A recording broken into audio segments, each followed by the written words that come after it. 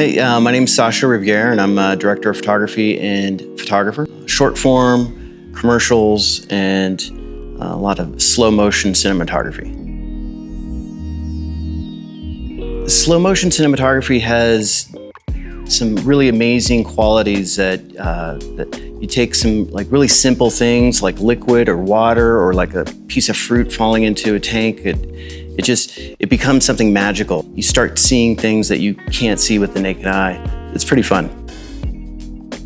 The Phantom 4K captures a really big file. You easily end up with very large amounts of data, terabytes and terabytes of data that you need to back up and process. To do all that, you really need fast throughput. When I noticed the new products coming out from ProGrade and they offered the PG10, I looked at the specs and I saw that the read-write speed was 2,500 megabytes a second, was at least twice as fast than anything we had used before.